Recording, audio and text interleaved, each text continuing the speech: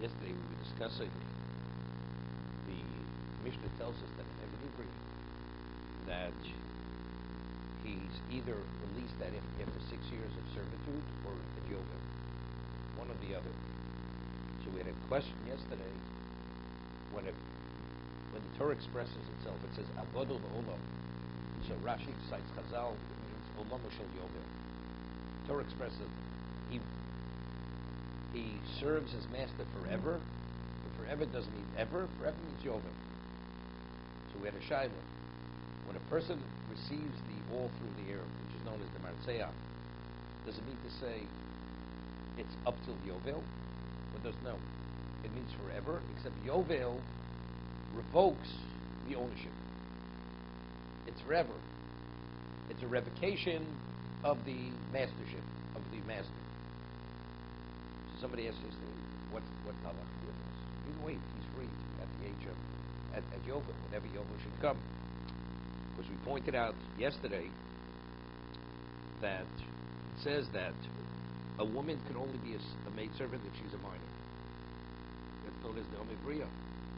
And it says, the Torah has to say, for Eved, that only the Eved stays till Yovel, only the Eved can go beyond the 6-year period, but the Omebriya cannot go beyond the 6-year period. But Eved, v'lo ba'oma. So, we had said, if you say that when a woman is sold, a person is sold into slavery, it's forever, and the 6-year period, or whatever year period, is a revocation, so good. So we would say, even though she's not a Bazdas, even though she doesn't have any halakhic intelligence, right? So if that's the case, it continues. She's able, when she makes that statement, there is no revocation. So it's not a kinyan. Selling the father, when he sold it initially, he sold her forever, even beyond 6 years. Except when 6 years comes, it revokes that right for him to be the master. But if you say that, no, that when she says that, he has a right to acquire, but how can he acquire where she has to give herself? The father only sold it for 6 years. This is to extend it beyond 6 years. That was the issue we discussed yesterday. I'm saying the Gemara has to cite a posuk that she cannot go. I'll tell you that we haven't get to the meaning. The halachic difference. We introduced it in this context yesterday. That's where we brought it up. Let's talk about 6 years. 6 years. When a person is sold as a slave, he doesn't have selling it for 6 years. An Eved Ivri, it's not less than 6, it's not more than 6. Doesn't mean to say it's 6, and therefore it's not beyond 6. That's all the Eved Ivri is selling himself for, 6.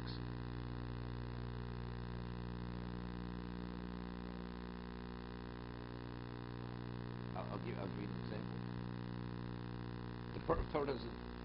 Whatever you can't be more than the Torah allows you to be. You're a free man. No, wait. Now, when is Yovel in effect? I'll tell you the halacha. There's a Ramban. Yovel is only in effect if there's a Beis Hamikdash. If there's no Beis Hamikdash, there's no Yovel anymore. So let's say a person was sold before, when the Beis Hamikdash stood, and subsequently it was destroyed before the potential Yovel was meant to happen. So it turned it was never a Yovel. See if you say he was sold up for 49 years. Okay, regardless, Beis Hamikdash, not Beis Hamikdash, you go out. But if you say it's a revocation, so we don't have the Yovel to revoke it, that man is a slave forever. He will never go out of servitude, unless the master chooses to free him. Correct. 6 years is full. Correct. 6 years is 6 years. We're going beyond the 6 years. He says, I love my master, and he received it all through the air. So now it says, Abodol Olam. See if you say it's only up till Yovel, it's irrelevant, we have a Beis Hamikdash or not. But we say if it's forever and the Yovel is a revocation of that, we don't have a Beis Hamikdash, there's no Yovel, so he's a slave forever. So Ramban says explicitly that factually, if a person received the all before the Churban Abayis, before the destruction of Beis Hamikdash, and subsequently was destroyed, the man's a slave forever. He will not naturally be released unless the master chooses to give him to get shichur.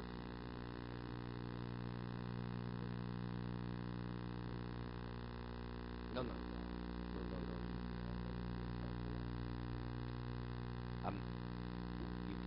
have a Kohen Gadol. He was going over the base Mikdash. So now base Mikdash is destroyed. Now he dies after the Korban Habayis. Dying is dying. It's irrelevant how he dies. But let's see, were the cities of refuge in effect after the Korban Habayis? Right? Were they or not? Not seemingly they were. The cities of refuge. They were in effect. So you're right. Then the person is there forever. He has to stay in the city of refuge. Okay?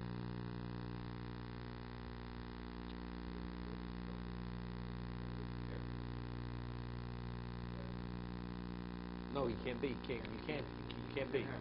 You can't, because we had earlier, you cannot go for 6 years unless you have the option of going to Yovel. This man originally was sold himself, was sold when Yovel wasn't effective. Subsequently, it became a problem. Okay. We had earlier, every slave has to be in a position that he should be able to be sold for Yovel. To say, I love my master. No, it's like similar by Yud, or by Yud. Just as by Yovel, a slave could only be sold for 6 years, and he could say, I love my master. Similarly, a woman, she could only be sold as nomivria only if she could marry her master. Right? That's the reason why, let's say, a father or a brother cannot purchase his sister as a maidservant, because he can't marry her. Okay? A Kohen cannot be sold as a Jewish slave, because it says V'shav Mishpachta families. Because after, when Yovel comes, he has to return to his family. But if he received the whole in the air, they bore the whole. So he's a Balmum. So he can't be reinstated. Because when he left, he became the slave. He was qualified to be a Kohen. When he returns, he's not a qualified Kohen anymore, because he's a Balmum. No, but since every Jewish slave has to be able to have the option of remaining to Yovel. Right? This man doesn't have that option to Kohen. Correct? Because if he enters into Yovel, that means he has to have his ear pierced. If he has his ear pierced, the Torah says, V'shav Mishpachto. That's what I'm explaining. Because the Torah says every slave for 6 years has to have the option of remaining to Yovel. So let the Kohen have that option, as everyone else. The answer is because it says regarding after the Yovel, the Torah says V'shav Mishpachto. He returns to his family. The Kohen, if he stays beyond the 6 year period, he cannot return to his family. Meaning he's not reinstated as he was before. No, but I'm telling you, there's a linkage here, the same idea. Every person, every Ivri has to have the option of being able to stay till Yovel. So give the Kohen the same option. The answer is he doesn't have that option. Because there's a precondition that he has to be fully reinstated afterwards. The Kohen would not be reinstated, because he's a Balmum. No, not because he's a Balmum. Because he's a Balmum, because they bore a hole in his ear. He had his ear pierced. That's the reason why he can't be reinstated. Right?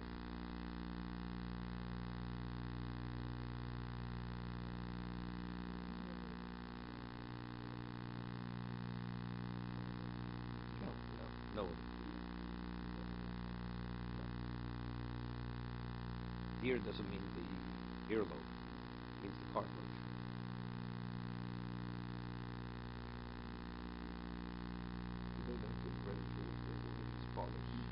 These piercing collars. No. It's not the way they put the hole. This is not what we call a mum over. It's not something which you could heal. It's not just a passing problem, temporary problem. It's permanent.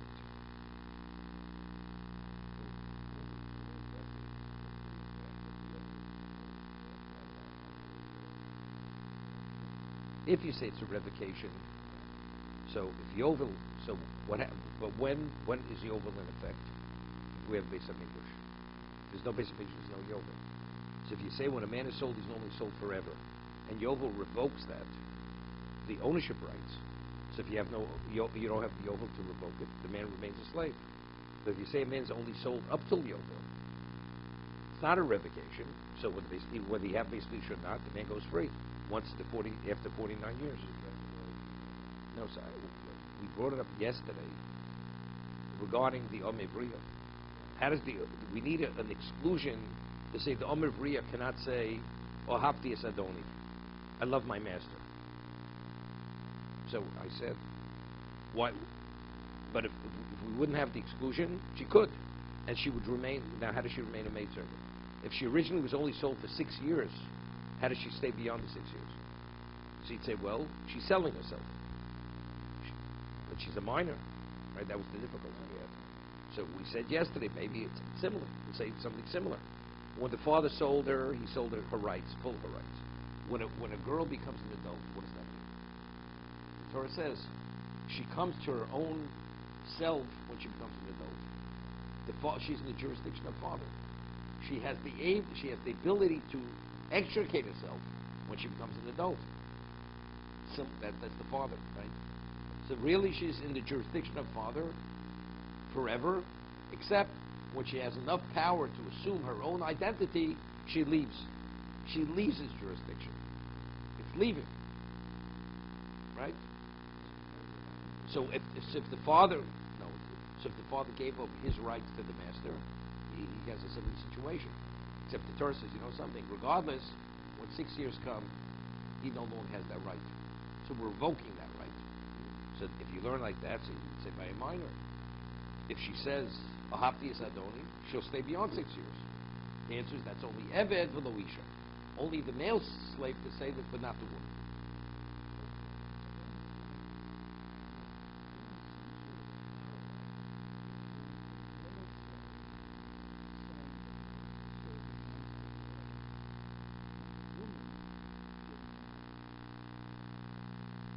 Not kidding.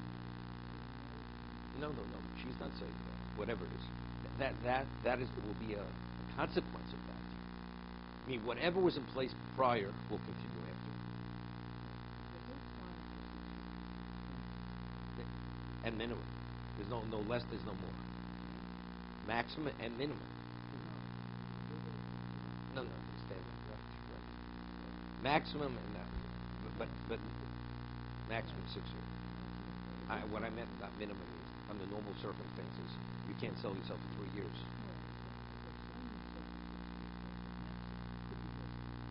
Correct.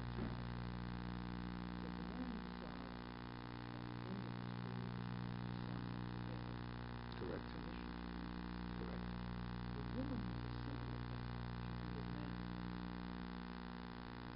As what? But it's a different type of. To the master.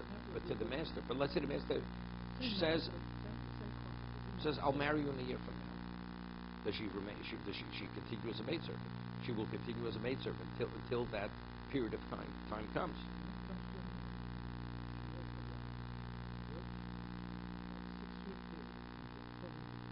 No. She has no right to do anything. It's all the prerogative of the master. If he wants to marry, marry. He doesn't want to marry, she remains a maidservant. She remains a maidservant until the end. So if you extend it beyond, it's the same situation continues. If he chooses to marry, yes. If not, not.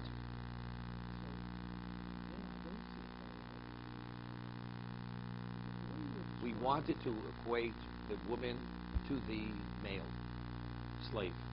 We have an exclusion. It's the male and not the woman. Okay? So I asked, what do we need? What do we need an exclusion if she's a minor? And extending your servitude is a new act of acquisition.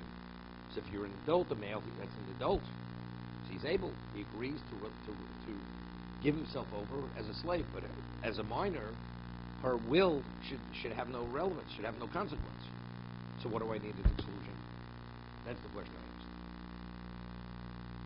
So what I wanted to say was that if you say it's not a new act of acquisition, he's not reacquiring it, but rather it's a continuation of the original servitude, but you just need to remove the obstruction to allow it to continue. So her saying I want to remain, that even though she's a minor, that removes the revocation clause. You have a revocation clause, you remove it, so it continues because the revocation clause is not in place. We're only talking about forever. No, maximum is Yovel. We're talking about beyond the 6 years. How do I know that? Because I have an exclusion. Because it says Eved v'lo Oma. the male slave and not the female slave. Only because of that, the Gemara says. No, it's not explicit. It's an exclusion. It's an inference. It says the Eved, the male. Okay, it's explicit. The male can't say this, so the inference is the male and not the female. But without that word Eved, I would think maybe even the woman can. The answer is no, the woman cannot. Some say, what do I need an exclusion? It's understood she can't. She's a minor. That's where we began.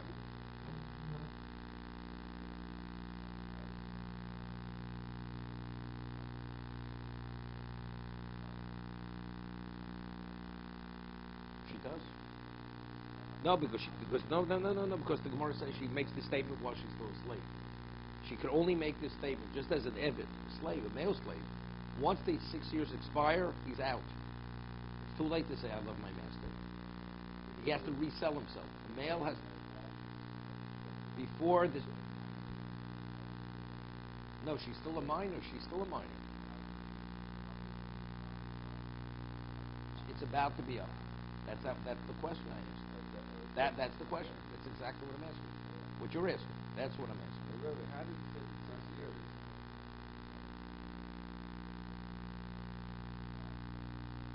By choice.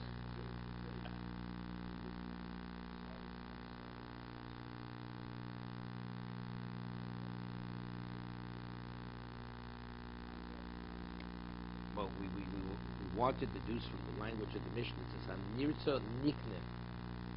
He's acquired. What does it say? It say, "Hanirtza remains until Yovel."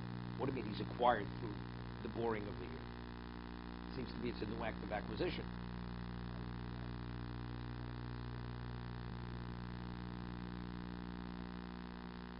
He's a what? So this is what I mentioned. Okay. What you were asking David just yesterday.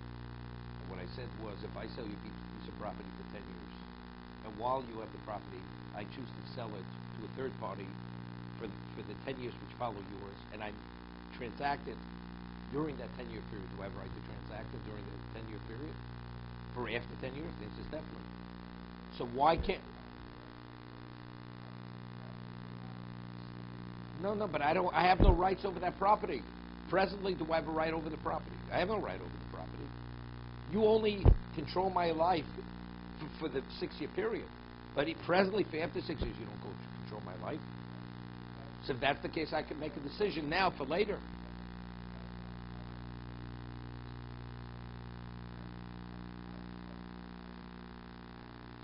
Somebody's renting my property. So the owner of property, could he rent it to a third party once it's over? Of course he can. Because that's his rights. He's only a slave for 6 years. But even during 6-year period, for the after 6-year period, he has a right to dictate his own life. As long as it doesn't interfere with his servitude. As long as it doesn't infringe on the rights of the master. An Eved Kanani cannot. An Eved Kanani is literally the possession. Like you own an animal, you own the Eved Kanani. That's the Kanani slave.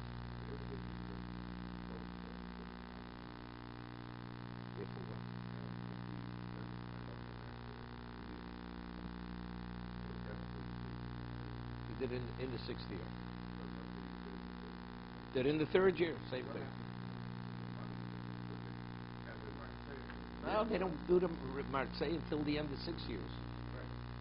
They don't do it until they don't do it in the 3rd year. He can say whatever he wants to say.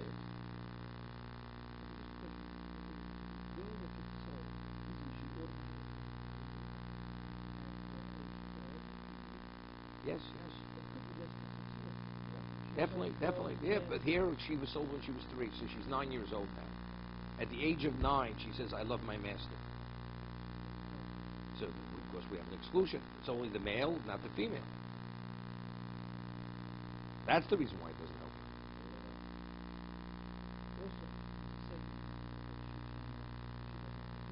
That was my question.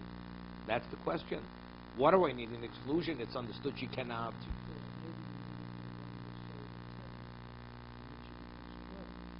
No, but when she becomes 12, she's out already. No, it doesn't help you.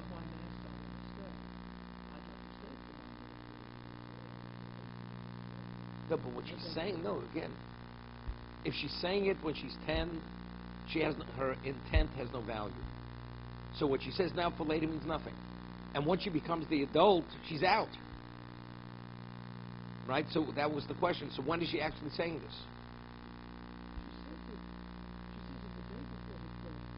But it means nothing. It means no. She has no das. She has no das. The day if it's prior to the day she turns 12 in puberty, what her das is nothing. Has no value.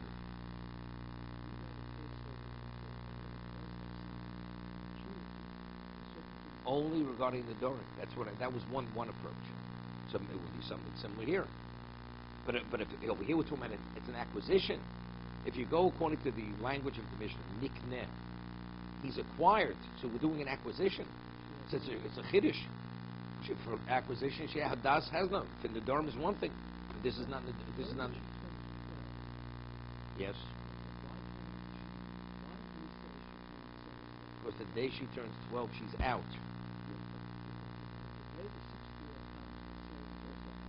No, but he does it the day after.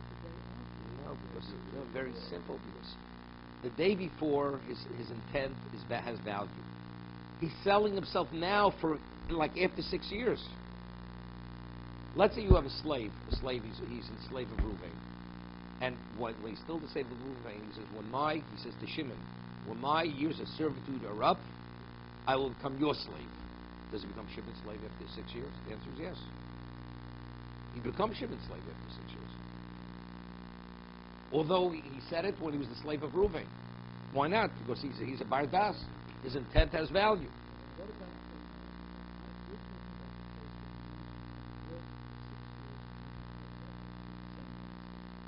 Correct. But when does he have to make the statement? Before 6 years. The statement has to be made before the 6 year expires. The 6 years are over. It's too late. It's over. It's too late because he's out of the door. So my question: if she does it, it should be meaningless. Right. Right. So that was my question. So what do we need? An exclusion? Without the exclusion, we understand she's not able to do it. So that's why we introduced this whole issue that if it's a kinyan is one thing. There's not a kinyan. This is only to remove the revocation issue. Maybe that she is intelligent.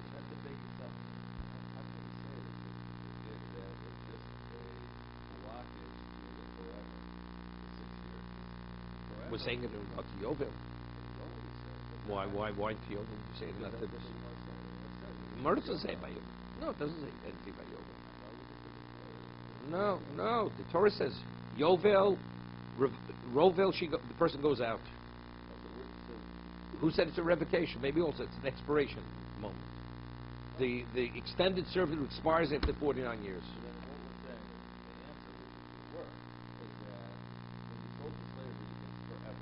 Correct. No matter what. That's the only way I understand. Either by 6 years or by Yovel. What?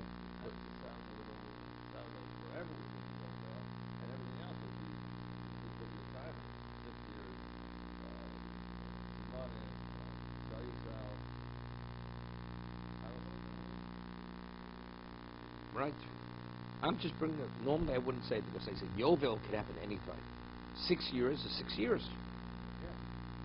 Because we're speaking about a specific amount of time. Yovel depends what Yovel cycle in the 49. When did you sell yourself? You understand? So that's what it said. One may be that, but here the Torah is very specific. 6 years. Okay, I think we belabored the point long enough. No, the Gemara right now is saying they both agree to the Zera Shalom.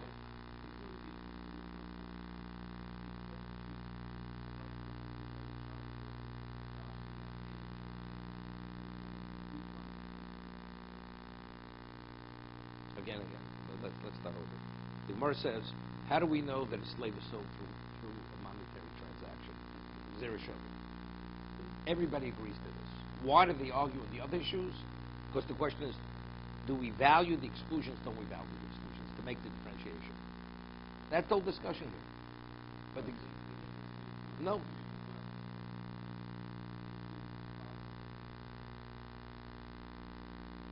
No. They disagree very seriously. They would differentiate between a mocher atzmo and a mocher bezdin. Right? There's tremendous differences here. If you fully hold it at Zereshava, there's no difference whether the court sells him or whether he sells himself. But we're saying no, they hold it at Zereshava, but the reason why they differentiate is because we have other reasons to differentiate. We have psukim. We've got multiple psukim. So if one uses it as a differentiation factor, what's the other one to do? That's the discussion in the Gemara. Okay.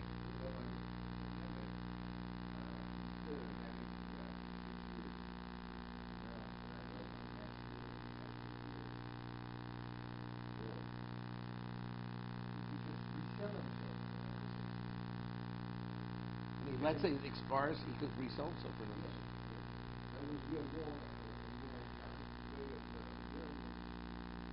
No.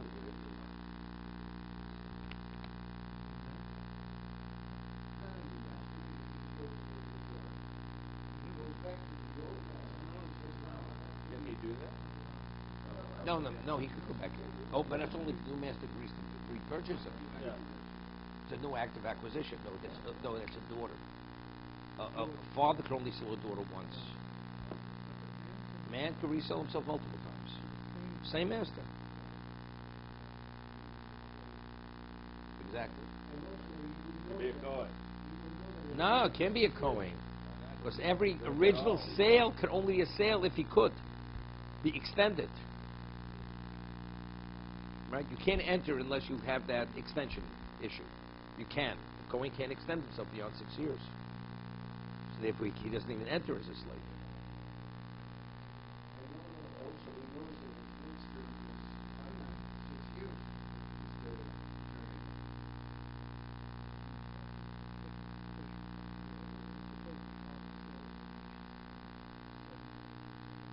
Okay. She goes out.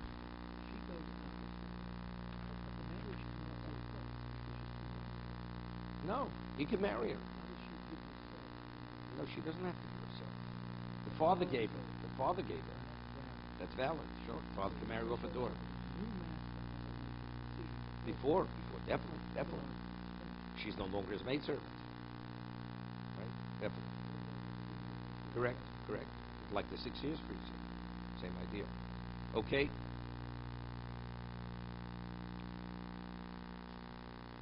Now, one of the differentiations, the Brisa says that a mocher bezdin is hanokah, is a financial package given by the master to the slave after 6 years. A mocher atzmo, he doesn't receive the financial package. How do we know that? My time to Tanakama, mocher atzmo imanikim lo, that the one who sells himself doesn't receive his financial package after 6 years. Mitrachmona gabe mocher bezdin. Because there's an exclusion, because the Torah says, Haneg Tanik Lo. What's the lo? You should give the Hanokah, which means this gift, to him. What does to him mean? Lo v'lo lo mocharatzmo. To him, and not the one who sells himself into slavery. V'ido. So what about according to Rebbe Lezer or Rebbe Lozer, who says we equate the two? We have the exclusion. Idach humi boile lo v'lo liyorshav. What happens if the slave 6 years are up, so the master owes the financial package to the slave, and now the slave dies. Do his heirs inherit the financial obligation which the master has to the family? Does that become part of the estate? So he wants to say, lo v'lo liyorshav, that if he's alive, he receives it. If he dies, his heirs do not receive it. His son, he has a son. He has a daughter. No, we're not inheriting the slave. The heirs inheriting the financial obligation of the master to their father. Okay? So we have, he says, lo v'lo the Yorshim. That's what he uses it for. That in terms of the financial package, we don't differentiate whether this court sells him, whether he sells himself. But what is the lo coming to tell us? It's only paid to him, but not to his heirs. No. Man dies after 6 years. He's freed. He's freed now. The master owes him a financial package, right? Hasn't been paid yet. Now he dies. The man who was a slave at one time, now he dies. So there's a financial obligation to this person. He dies, he never collects. His heirs collect now in the place of the father. So we're saying, according to Rabbi Lezer, they will not collect. Because it says, lo v'lo yorshim. This payout is only to him, but not to his yorshim. Zeres HaKosov. Only, of course. He will get a package. He will also get a package. Why not? Gets paid out. Yeah, definitely. If it's Mokra Bezdin, he still works. Okay, so you're getting off track here. You're getting off track. Okay? So right now the Gemara says to him and not to the heirs. So Gemara says, Amai? Why? Amai lo. Socha kari rachmona. The Torah refers to him as an employee. An employee works for an employer. And he earns a wage. And the employer owes the employee the wage and the employee dies. Doesn't become part of the estate. He has to pay the heirs. Correct? They inherit what's owed to their father. Mas sochi pulos liyorshov. Afai pulos liyorshov. It's interesting. The Gemara is only asking the question why it's difficult because he's referred to as a sochi. If the slave would not be referred to as a sochir, the question would not be a question. Because the payout is to him, not to his heirs. Like, let's say a person was getting some kind of government stipend, and then he dies, he didn't have a chance to collect it when he was alive. Now the kids come and say, I'm sorry, it was for him to accommodate his need. He's no longer here, you people can't collect it. The Gemara doesn't have, that's not the problem. It's because Torah refers to him as a sochir. He's an employee. So it's an employee-employee relationship. That's how we see this financial obligation. So just as an employee, if he would die, the employer has to pay the estate, identically here, that's the Gemara's question. So therefore, the Gemara says agrees. It's not valid. The law is not coming to exclude the Yorshim. Ela lo v'lo lebal chovo. Now it's interesting. There's a concept that Gemara says of Basra. A person wants to come and represent somebody else in court. The person, the defendant, can say, look, so la valverde, what do you have right to meddle with? Unless he's appointed by the person to represent him, he cannot come and say, well, I'm coming to speak on behalf of another person. La valverde, I have no relevance to you. I don't even have to respond to what you have to say. Okay? So let's say Reuven owes Shimon money. Reuven owes Shimon money, and Shimon owes Levi money. Does Levi have a right to go to Reuven, and now Shimon is not able to pay Levi? So Shimon owes Levi, but Reuven owes Shimon. Does Levi have a right to go to Reuven and say, by the way, Shimon owes me money, you can't pay me. You pay me what you owe Shimon. Does he have a right? Under normal circumstances, he can say, something, I don't know who you are, and even if you prove to me that, there's no relation between the two of us. I have no obligation to pay you. My debt is to Shimon, not to you. There's a Zeres HaKosov, it's called Shibudud Reb Nosson, that Levi becomes the creditor of Reuven. And he has a right to collect from Reuven. That's a Zeres HaKosov. It's based on the Pasuk. No, we'll see in a moment. That's good. We do rule this way. It's called Shibudud Reb Nosson. That since Shimon is indebted to Levi, and Reuven is to Shimon, so therefore the indebtedness that Shimon has to Levi causes Reuven is indebted to Levi. So Levi comes and collects from Reuven. That should be the Reb Nosson. Every kiddushin. No, we're talking about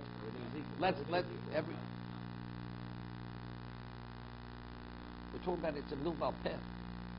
undocumented loan, no lien on property, just personal obligation. No. Xeris goes. What does he have to agree to? What do you mean? You owe Levi. What do you mean you want the money yourself? No, we're talking about there's no other creditors. You have no other creditors. We have Reuven, Shimon, Levi.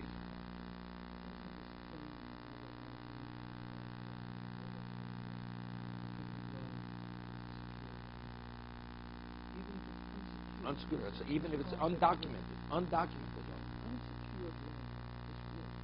Correct. So the Rashba says, what's the rationale? So he says, what do we have to waste our time? What does Shimon have to collect from Reuven? Then Shimon has to take the money, give it to Levi. Let Levi go straight to Reuven and collect. Otherwise, we're wasting our time. That's hafuchim maturasalamdim. What are we wasting our time? Therefore, Levi is linked to Reuven. That's the Xeris HaKosim. Okay?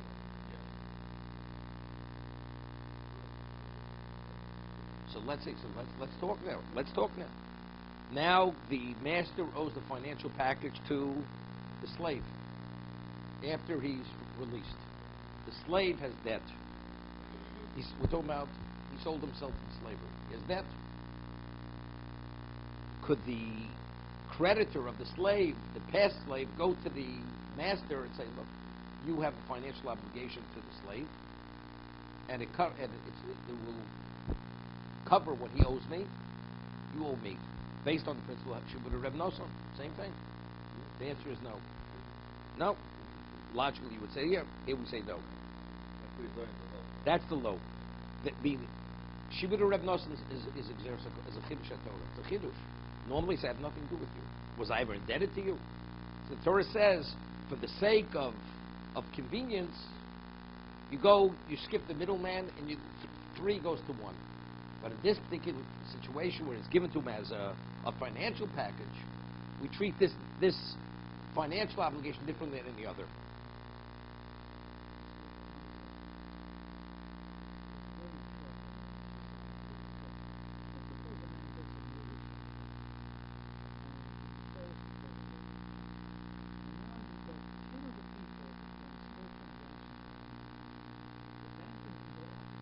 Prior.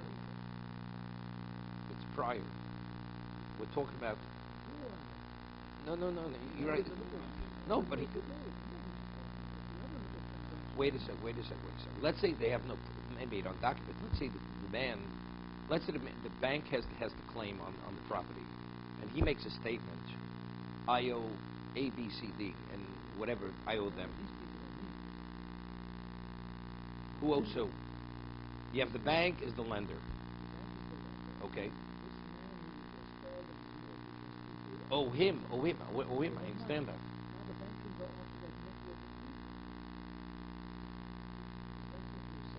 Correct. What do we have to talk about the bank? Let's talk about even the network among themselves. Within people, without a bank. Right? Same idea. They could go after one another. Well, logically, it makes sense. As long as it could be proven that the money was owed, why shouldn't I be able to go? Why shouldn't I be able to go in? Why not? If you owe me and he owes you, why shouldn't I be able to go after the third party? And the third party himself agrees that he owes the middleman.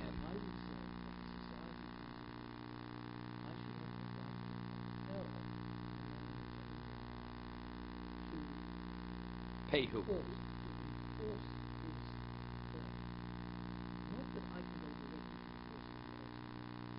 Well, first I have to verify that 2 owes. Okay, so why can't I go? Why shouldn't I be able to go? Why did they track?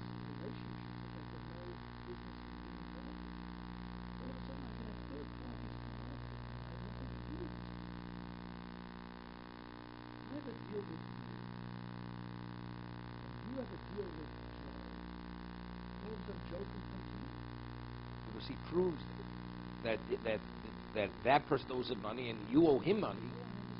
So we're talking. Could be.